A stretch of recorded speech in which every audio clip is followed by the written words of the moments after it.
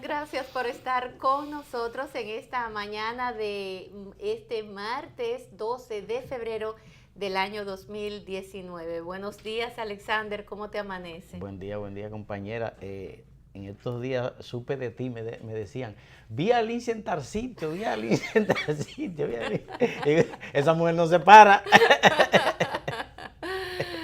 La gente saluda bastante y la gente, bueno, eso significa que nos siguen a través del espacio y luego entonces se encuentran contigo y eso suele ocurrir. ¿Qué fin de semana Alexander? Que ayer no hablamos, pero ¿qué fin de semana intenso en todo el sentido de la palabra? Por un lado, muchas actividades importantes como la del presidente Fernández.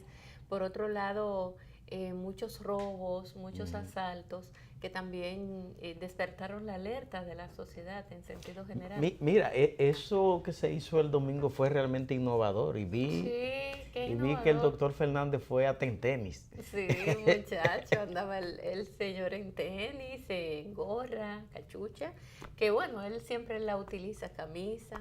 Yo me di cuenta fue porque la hija mía parece que lo vio en Instagram. En Instagram, sí, y entonces ella me dijo, ay, mira a Leonel sin el traje. Y entonces cuando yo a lo ella miré... le llamó la atención eso. Sí, y entonces cuando yo lo miré, yo fui que observé que tenía tenis. Digo, Claro. pero mira, anda con tenis también. Sí, bueno, porque todo depende, la ocasión y la vestimenta importa bastante. Incluso cuando tú vas a algunas actividades que te invitan, ¿no? Dice el tipo de ropa que tú debes de utilizar, si es ropa casual, si es ropa formal, porque eso es parte de lo que es la etiqueta.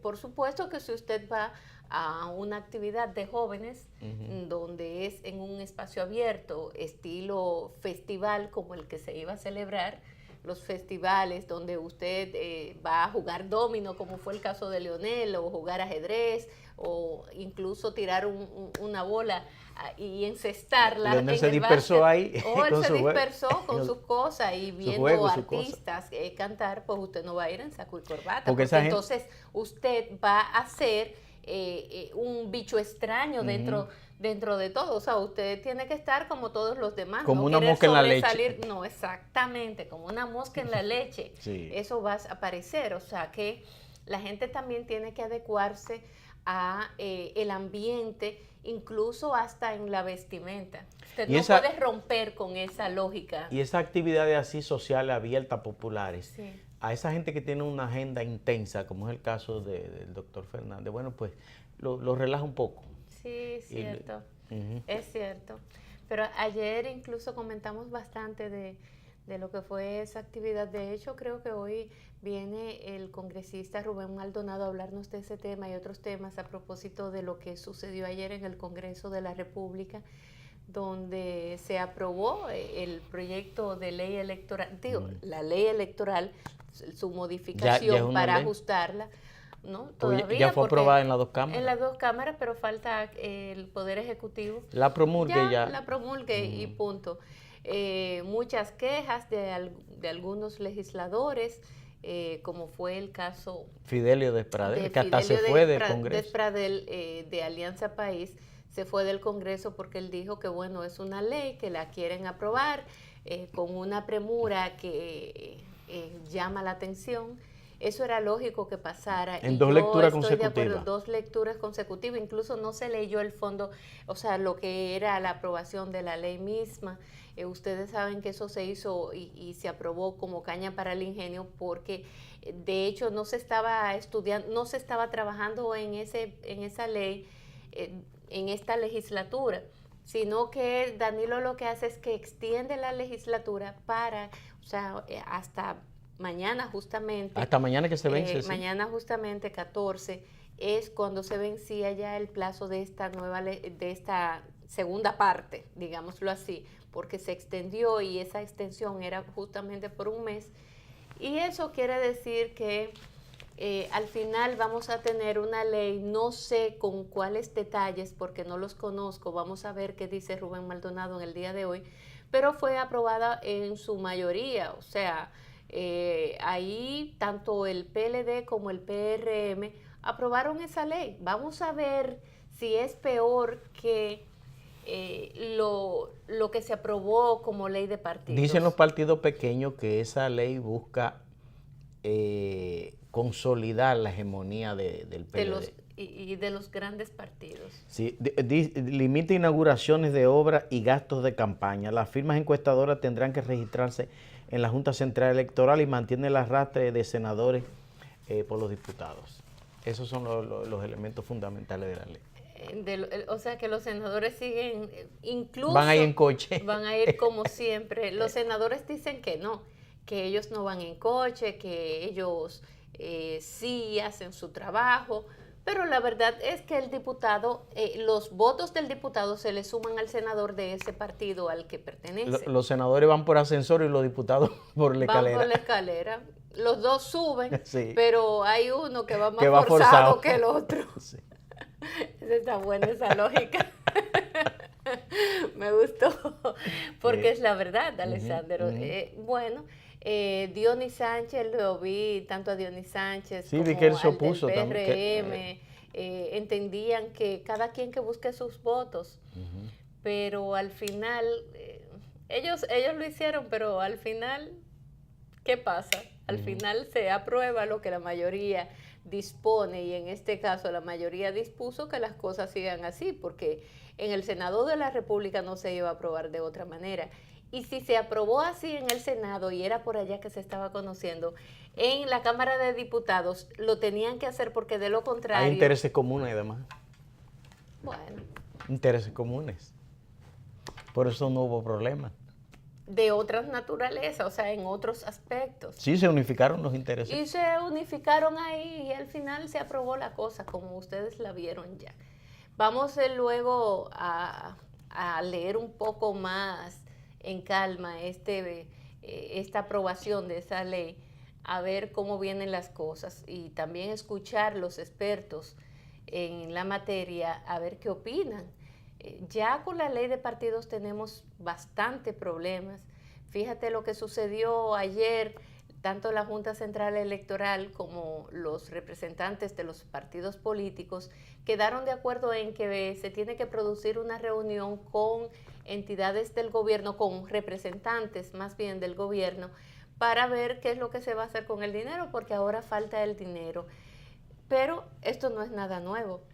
El mismo presidente de la Junta Central Electoral lo había advertido, pero muchos expertos constitucionalistas, expertos en la materia, habían advertido del vacío que había allí, de la incongruencia o la especificación a puntos muy importantes. Entonces, nada de esto debe de sorprender. Ahora, lo que sorprende, porque fíjense ustedes que en esa ley, lo que se le otorga, la responsabilidad incluso que se le otorga a los partidos políticos es imposible cumplirla, porque los partidos políticos no tienen la capacidad de solventar un proceso que se lleva más de 1.500 millones según el propio presidente de la Junta Central Electoral. De hecho, él hablaba de 5.000 millones de pesos. Y eso es parte de lo que son las consecuencias de la aprobación de una ley que en varios aspectos ya se veía venir que iba a chocar con la propia realidad. Lo que pasa es que simple y llanamente se creía para esta época que las cosas iban a estar con matices distintos, que las cosas iban a estar a unos niveles. Que el tablero iba a ser otro. Sí, entonces como el tablero iba a ser otro, entonces se apostó a eso. Pero tú has sido coherente, en una cosa, que la base de esa ley la hacen inconstitucional, independientemente de que el Tribunal Constitucional no ha fallado eso. Pero la realidad ahora ha venido a darte la razón. Mira, yo sé que detrás de todo esto, de lo que sucede, hay intereses marcados de un lado, de otro, sí, compromisos que se hacen tras las cortinas. Todas esas cosas ocurren. Gentes que a veces inexplicablemente caen en algunos acuerdos viciosos, inexplicables, incluso ellos sabiendo muy bien lo que están haciendo, porque simple y llanamente al final prima más el interés personal que el interés que debe siempre de primar, que es el interés del pueblo, el interés de la mayoría. Es lo que siempre se debe poner sobre la mesa ante cualquier negociación de un funcionario de la naturaleza que sea. Un funcionario del Estado, un prestador de servicio del Estado. Pero eso es lo que debería de ser. Ahora, la realidad es otra. ¿Por qué el Tribunal Constitucional no ha fallado ni hacia un lado ni otro? ¿A qué juegan? Al factor tiempo, pero ¿hasta dónde? Y aquí todo el mundo juega con el tiempo de una manera... complica más el panorama. Sí, complica el panorama, o simple y llanamente juegan con el tiempo porque es parte de lo que son las pretensiones de esas personas. Entonces caen en negación de justicia. Pero bueno, eso es parte de lo que ellos están haciendo. O sea, es parte del juego al que ellos se han prestado a jugar. De ese tablero que le pusieron allí, ellos al final lo aceptaron, pero ese no era el tablero que iba. Era como que las fichas de el tablero de, qué sé yo, del parché lo utilizaron,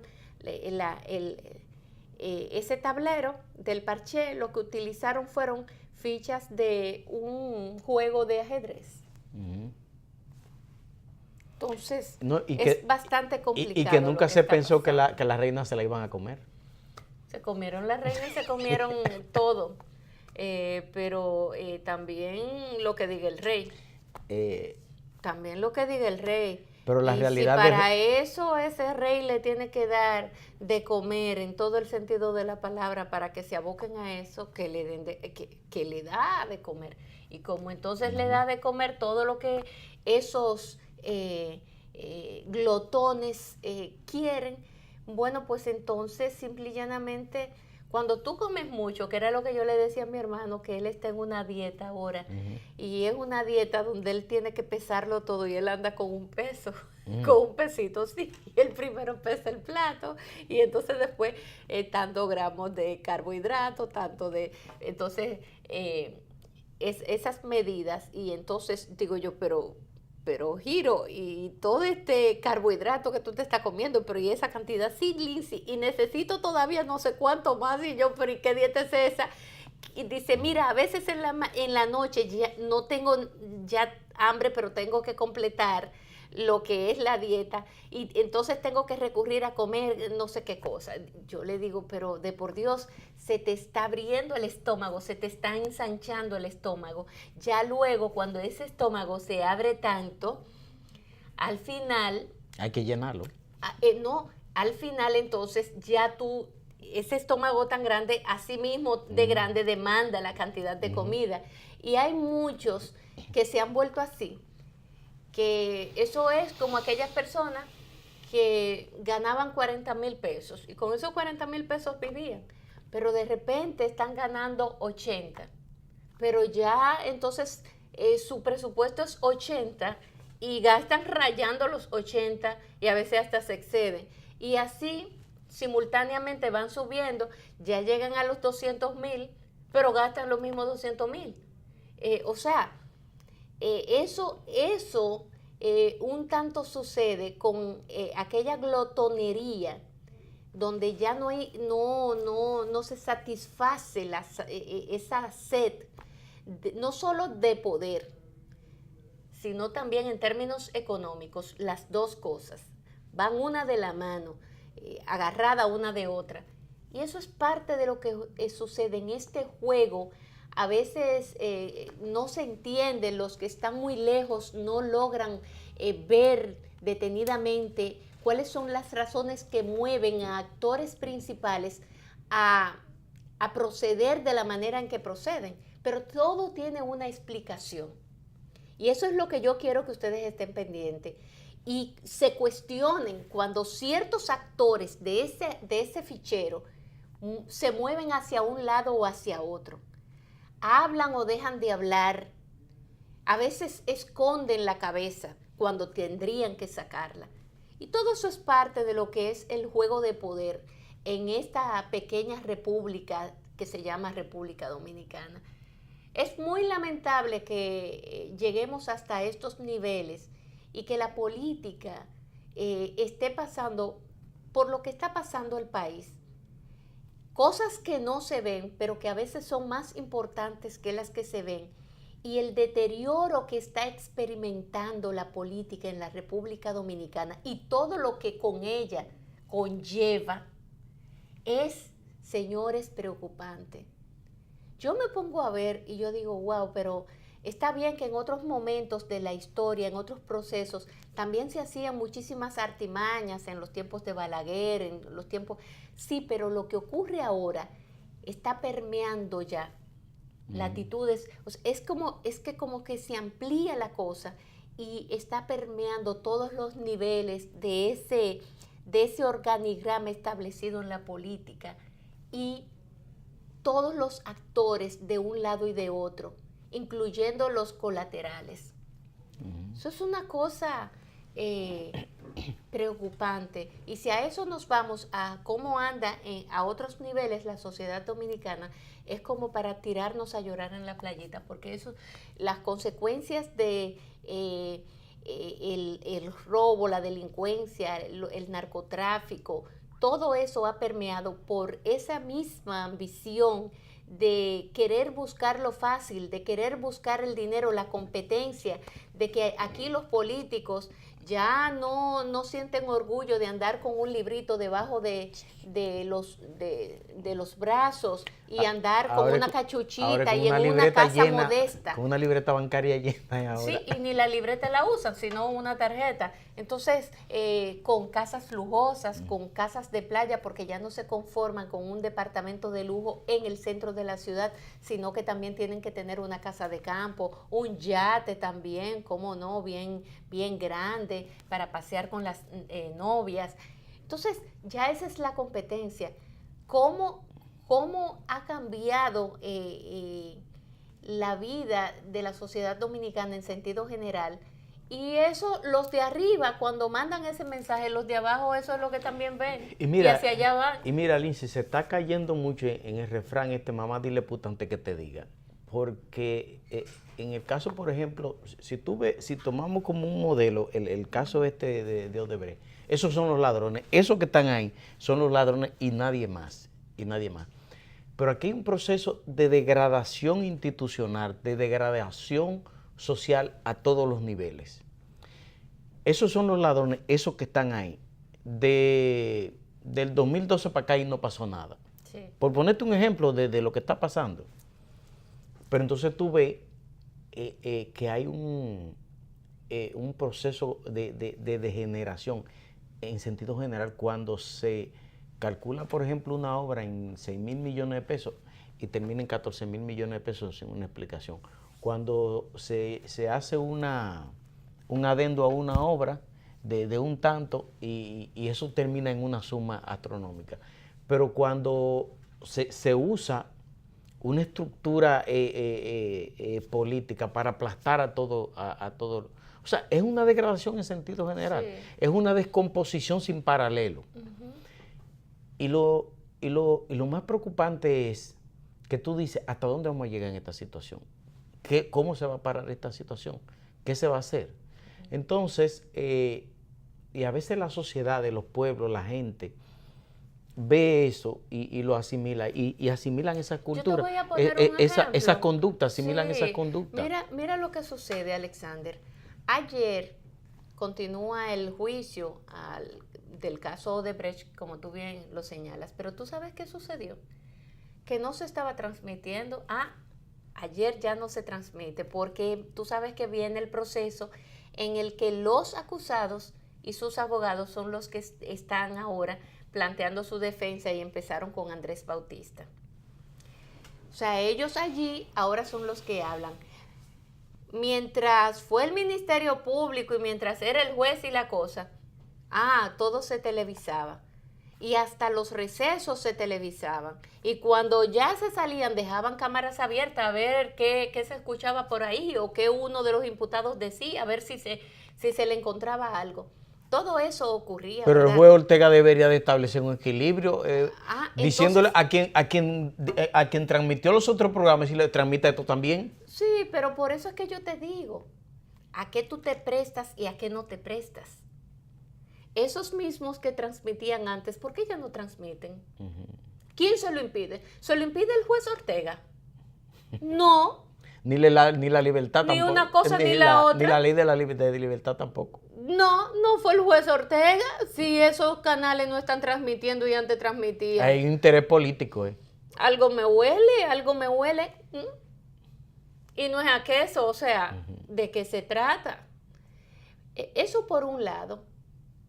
Pero por otro lado, lo que se dijo, porque al final siempre se va a saber lo que se dice. ¿Qué sale allí? ¿Y qué dice el abogado de Andrés Bautista? Dice, pero es que a mi acusado se le está, él está aquí acusado porque firmó 3 contratos en su condición de presidente del Senado de la República con la empresa Odebrecht y a él le correspondía esa 3, él habla de 3 creo que fueron. Pero si es por eso, y eso obedecía a 200 y tantos millones creo que de dólares. Pero Reinaldo Pared Pérez firmó la mayoría, o sea, como 20, 30, los otros que faltan. Sí. Y él no está aquí. Y entonces ahí vino la Procuraduría General de la República. Por eso es que yo te hablo de la hipocresía, del cinismo, de los intereses que andan detrás de cada funcionario o de cada uno de esos actores dentro del fichero de la tabla de poder. Esa Procuraduría General de la República tiene vamos a ponerle sus villanos favoritos, pero ellos cogen y entrecogen a quien ellos querían coger. Y todos los que están ahí al final, por eso se les calificó de presos políticos. Porque todo el mundo sabe a quién representa y a quién obedece uno y otro.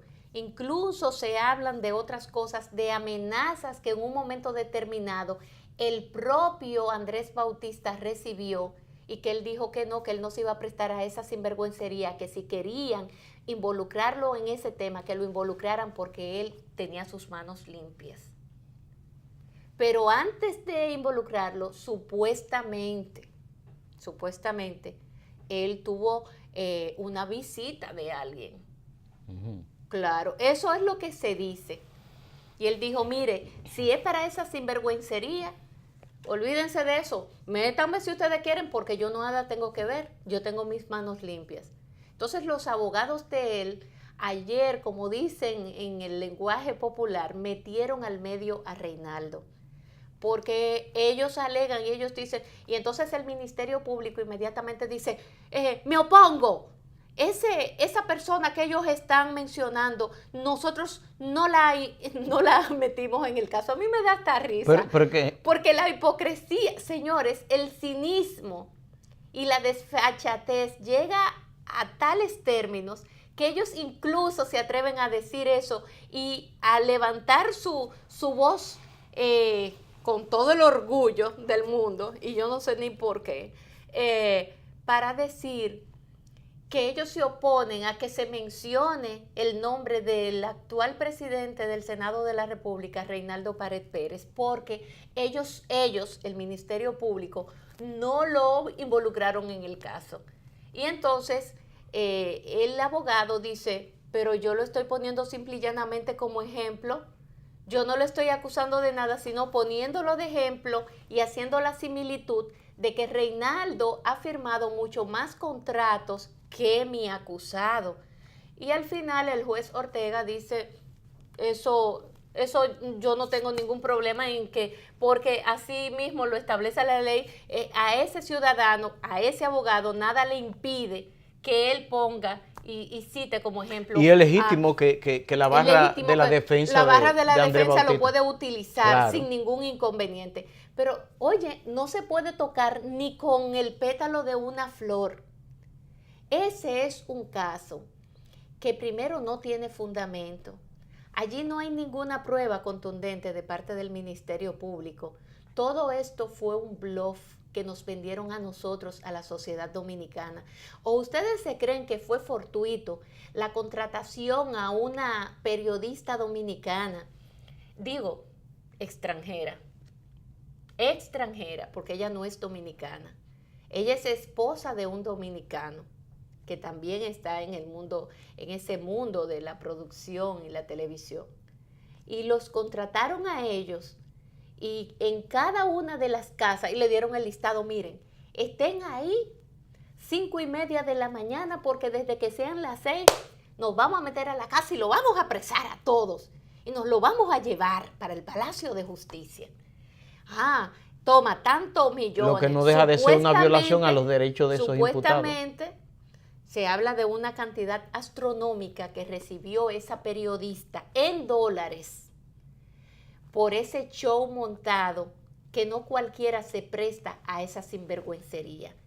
¿Y quién fue que lo hizo? El Ministerio Público, violando uno de los derechos que tenían cada uno de esos ciudadanos, porque hasta que no se demuestre que ellos son culpables o ellos son inocentes. No, ya ellos son culpables. Ellos son culpables. Claro, ellos hicieron eso porque ya era una forma de que toda la sociedad dominicana los viera como, lo tipifique como culpables, claro. Como justamente ladrones, como corruptos.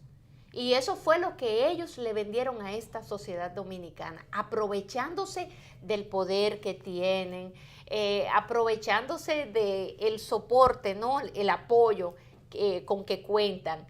Y un pobre pueblo que no le queda de otra que servir de espectador, una oposición que no es capaz de discernir y profundizar ni en los análisis ni en las posiciones, porque al final lo que muestran es mucha cobardía, al final también lo que muestran, y con el tiempo eso se va sabiendo cada vez más, complicidad en muchos de los casos, de parte de esa misma oposición, muchos de ellos. Señores, ¿y qué hoy tenemos? Y también miedo. Pero, miedo, porque ellos saben lo que han hecho. Por eso, la cobardía. Esa cobardía, ese miedo que se le, por muchas razones. Por ejemplo, ahí hay un candidato empresario. Sí, habla mucho y te fuño por aquí con las empresas de familiares tuyas. ¿A quién fue que Víctor Díaz mencionó que dijo que por qué no estaba aquí en el expediente? Es que hay muchos que deberían... Mira, yo te voy a decir a ti una cosa. Primero, Víctor Díaz, en una de las intervenciones que tuvo un periodista que lo abordó, decía, pero Marcos fue uno Marcos era el de los Odebrecht, sí, Marcos Vasconcelos. No se ve en sus declaraciones, no en ningún momento, él me menciona a mí como parte o implicado en este caso, que es lo único que aparece mío, dice Víctor Díaz Rúa. Pero como él es una de las ovejitas negras, había que meterlo. Como él no tenía buena imagen, es un hombre que se veía del ala, que no pertenecía al gobierno. Pero a ese sí había que mezclarlo. Pero si es por eso, entonces los abogados de Víctor Díaz pueden alegar lo mismo que alegaron los abogados de Andrés Bautista también. Pero si es por ser ministro de Obras Públicas, el ministro que está ahora está desarrollando los proyectos más grandes, los que más dineros se han registrado en todo lo que se tiene en ese expediente, el actual ministro de Obras Públicas, Gonzalo Castillo, pero tampoco Gonzalo Castillo está en el expediente. O sea, ¿de qué es que me están hablando? ¿Por qué? Porque mezclaron macos con cacatas. Al final, ¿de qué era que se estaba hablando? De que el empresario el empresario Ángel Rondón habría recibido 92 millones de dólares. Eso fue lo que se dijo en Brasil, que ellos, la gente de Odebrecht, le dieron 92 millones de dólares y solamente mencionaron a una persona, Ángel Rondón. Y Ángel Rondón nunca lo negó, él dijo, sí señor, eran más incluso. Esas eran mis utilidades. Eso yo lo recibí como parte del trabajo que yo hice, el trabajo que yo como representante de ustedes hice aquí de mi lobismo. 92 millones y todavía me deben. Eso fue lo que dijo Ángel Rondón. ¿Y cuál es el caso entonces ahí? Ahí mismo se caía el caso. Ah, no, pero ellos aprovecharon que ese caso estaba sonando por toda la región y dijeron, aquí es. Le damos con un solo tiro y matamos 7 palomas u 8 palomas. La matamos todas de un solo tiro y eso fue lo que hicieron. Empezaron a hacer todo un circo mediático y la gente cayó. La gente cayó en esa sinvergüencería que desde el Ministerio Público se gestó de la manera más vil y perversa que ustedes se puedan imaginar, jugando con la capacidad, con la inteligencia del pueblo dominicano. Por eso yo decía que están aplicando el refrán mamá dile putante que te diga. Porque están acusando, son eso. Estos no, son eso. Del 92 para acá, del 2012 para acá, ahí no hubo nada. Entonces, y es cuando más hubo, que es lo grave. Exactamente. O sea, las obras que... Los proyectos de más importancia. Los proyectos, empezando por Punta Catalina. ¿Quién es que está desarrollando esa obra? Y Danilo Medina nunca dejó de que Odebrecht dejara de construir la obra. Él está construyendo con la gente de Odebrecht, ¿o no? ¿O no? O sea, Odebrecht está aquí. Por eso yo decía desde un primer momento que el fondo de todo esto, de la famosa empresa Odebrecht en Brasil y su desgracia con los poderes más grandes del mundo, el poder más grande del mundo que es Estados Unidos, era un juego de poder donde simple y llanamente habían intereses económicos. Y a eso, por supuesto, el interés político de tumbar ¿a quién? A cualquier gobierno que no sea gobierno de derecha.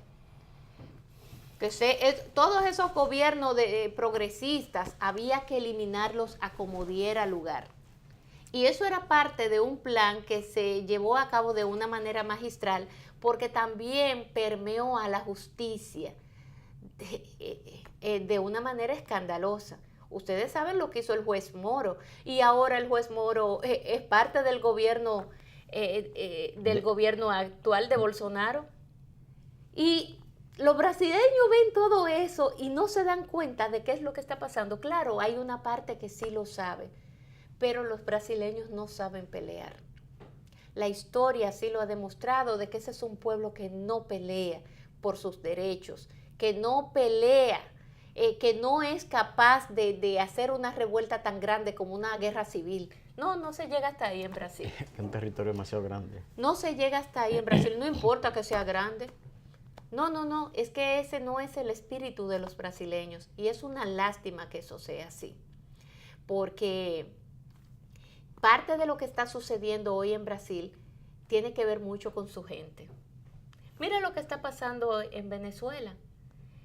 En el fondo, ¿qué es lo que pasa con Venezuela? Son intereses también económicos lo que suscitan y políticos, por supuesto.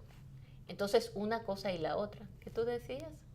No, que te iba a decir que en el caso de Venezuela hay un estado quebrado, Lindsay, y es una cosa que no se puede obviar. No, y allí lo han hecho todo mal. Porque yo te digo algo, Alexander, yo no defiendo el gobierno de Maduro, porque ciertamente el presidente Maduro no se ha manejado adecuadamente y los que han sufrido las consecuencias ha sido el pueblo venezolano.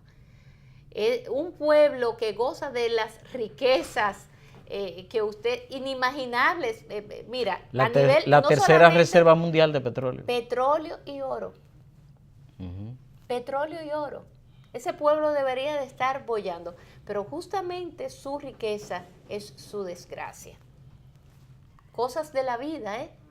Su riqueza es lo que lo ha llevado a esta desgracia. Primero, que todos los focos estén concentrados en Venezuela y no permitan que ese mismo pueblo pueda avanzar cada vez más. Eso de Guaidó no va a terminar bien. ¿Por qué? Porque simple y llanamente lo de Guaidó, una cosa ilegítima no puede, y un proceder ilegítimo no puede terminar bien. O sea, tú sabes eso es parte de lo que es la ley, ley de partidos también claro, guardando la diferencia. Tú sabes que se está dando en Venezuela. El caso de lo viejo y lo nuevo, lo viejo que se resiste a ceder y lo nuevo que no puede avanzar. Yo pienso por el contrario, que las fuerzas que está encabezando Estados Unidos ahí en Venezuela van a terminar imponiéndose, no por un problema de legitimidad o de legalidad, no, sino porque la fuerza te determina, el nivel de fuerza, el peso específico de un lado y del otro te indica cómo va a terminar eso. Yo incluso creo que Maduro, por la propia situación de su país, debería de ceder a una negociación. Sí. Porque lo peor sería que a Maduro lo saquen del poder como sacaron a Noriega en Panamá, porque le va a pasar peor que a Noriega y que a Alberto Fujimori en Perú. Si Maduro ahora, que tiene la posibilidad de lograr una negociación, no cede y se radicaliza. Yo oigo gente hablando de que de la fuerza de Maduro. Óyeme, frente a los Estados Unidos, ni Maduro ni nadie en este planeta tiene poder. Y la fuerza, lo que se está peleando ahora mismo, lo que se está batiendo ahora mismo en Venezuela, no es simplemente la situación del pueblo venezolano, es también parte del índice de la geopolítica. Y eso, y es más, cuando el jefe de seguridad nacional de los Estados Unidos le dijo a Maduro, vete tranquilo para un resort a coger fresco y a bañarte en una playa, porque si no, de lo contrario, lo que te queda es Guantánamo. Le está dando una opción que yo pienso que al final, si no hay una negociación en Venezuela, quien más va a perder será no solo Maduro, sino el sector político que representa en Venezuela y hasta lo que eso significa para el resto de América Latina, porque la imagen que se está mandando a la región y al mundo es que los gobiernos progresistas son un desastre con esto que está pasando en Venezuela, porque es que lo que te dice, los venezolanos están huyendo, allí los venezolanos, allá hay venezolanos, y donde quiera están los venezolanos. Entonces eso está mandando un mensaje negativo de lo que son los gobiernos progresistas en América Latina. Entonces, de algún modo, y no sé si tú recordarás la vez que Fidel Santana estuvo aquí, que él nos decía, a eso hay que buscarle una solución, porque un pueblo no puede mantenerse por mucho tiempo en una situación como esta. Sí, vamos a ver en qué termina. Mira el caso, lo que se está dando ahora mismo en Haití. Haití va para su quinto día no de protesta, es de violencia, porque ellos van acabando con todo lo que se encuentra en el camino. Bueno, el presidente de Haití no pudo ir a Italia, no pudo ir a Roma por esa misma situación. Y ellos están pidiendo la renuncia. Como siempre, eso es lo que ellos siempre piden. Apelan porque tú sabes muy bien cómo se juega en Haití y cómo los de arriba juegan con el pueblo para provocar todas esas revueltas cuando ya no quieren una cosa porque los intereses... Allí, Haití lamentablemente es una sociedad... que es un círculo vicioso. Así es como yo lo veo. Dan vueltas como diría Euclides Gutiérrez, un absurdo, una sociedad que es un absurdo. Mira, y ya antes de irnos a pausa, celebrar el editorial del Listín Diario del día de hoy, y de igual forma, eso mucho tiene que ver con el escrito del presidente Leonel Fernández del día de ayer, hablar de un tema tan complicado como el tema de las drogas y cómo ha permeado en la sociedad dominicana, pero buscar las razones es lo más interesante, porque cuando tú sabes de dónde se desprenden las cosas, pues entonces tú buscas salidas lógicas y cualquier salida o cualquier emprendimiento que vayas a hacer para atacar ese mal, ya tú partes de la realidad. Hay que partir de la realidad misma para emprender una serie de planes a ejecutar. Leonel habla de cómo se ha incrementado la producción de la droga en el mundo y la preocupación de Estados Unidos en ese sentido, porque, por ejemplo, Colombia, que es de donde más drogas... ¿Aumentaron las plantaciones de coca? Sí, aumentaron, pero te estoy hablando después del kilómetros pacto, y kilómetros. Más, creo que fueron 250 kilómetros cuadrados que se aumentó en plantaciones. O sea que en vez de ir disminuyendo, lo que ha ido es aumentando. Es que el mercado Leonel más grande. Identifica las razones, firmado con las FARC de parte del gobierno colombiano y todo aquello. Pero, ¿qué ha pasado? Él dice, pero a él le parece muy extraño que sucediendo eso en Colombia, donde ya, o sea, no estoy hablando con numeritos que tampoco Leonel se inventó, no, cifras que salen de organismos internacionales y donde Estados Unidos tiene todas esas informaciones y las comparte porque es una manera de, primero, alertar y segundo, tomar medidas en ese sentido. Estamos hablando del año pasado que se incrementó la producción de coca a unos niveles escandalosos. Eso ha despertado las alarmas de Estados Unidos y de todo el mundo. Pero ¿qué ha pasado? Que todos los países de la región, por lo tanto, el tránsito y todo ese trayecto que siempre sufre el mercado negro de las drogas, porque ese es un mercado negro, lo que hace es que llega más droga a cada país. Pues en República Dominicana es el único país que fue menos la droga. Y dije que aquí disminuyó. Eso no tiene lógica, porque República Dominicana es uno de los puentes que se utiliza para mandar la droga hacia los... ¿Tú viste ahora que ahora los narcotraficantes están adquiriendo aviones desechables para meter la droga en Europa y Estados Unidos? Pero yo digo, señores, pero que eso no tiene lógica. Y eso tiene que ver, si tú te pones a analizar las cosas, todo lo que tiene que ver con mediciones, desde droga, desde atraco, desde muertes por delincuencia, todo dice que ha disminuido a unos niveles extraordinarios, todo. Pero la realidad que se impone es completamente contraria a lo que se dice. Eso en el discurso político. Sí, señor. Que los parámetros están estables bajando. Pero están hablando mentira descaradamente. Entonces, cuando se habla o se le están diciendo al presidente y el presidente se las cree, porque entonces eso es lo que no permite que tú acciones en tal o cual dirección y tome medidas de tal o cual naturaleza. Pero eso está pasando aquí. Señores, no hay un solo barrio de este país, no de que de la capital. Yo no sé si tú viste el video que circuló por todas las redes sociales de una señora vendiendo con su hijo o su sobrino y todo el mundo alrededor de la marquesina de ella con hierros. ¿Tú lo viste? Dame 2 gramos, dame tantos gramos. ¿Y de cuál es que tú la quieres? Ahí fue que la policía se enteró. Como si fuera pastelito. Ay, por favor, la policía. Que ahí fue que la policía se enteró. Y no sé si viste otro video todavía peor, donde una persona que vendía drogas antes, ya no vende, llamó a un programa en San Juan. Y él confesaba, mira, que Nacho o no sé quién lo tiene perseguido, lo están persiguiendo, lo tienen amenazados. Y ellos hablan del temita de la droga. Y esos delincuentes conocen al jefe del DICRIN, conocen al jefe de la policía. Pero el hermano de Buche, ¿qué dijo? Pueblo. O sea, ellos conocen y ellos hablan del estamento del Estado, de seguridad del Estado, de todos esos policías, gente del DICRIN, como si fueran muchachos del barrio que se criaron juntos o amiguitos de ellos o parte de las negociaciones que hacen a diario. Se despachan hablando con esa confianza y naturalidad que usted dice, y entonces, ¿en manos de quién es que está el pandero? ¿Y en manos de quién fue que se puso la iglesia? Pero el hermano de Buche, ¿tú no te acuerdas lo que dijo?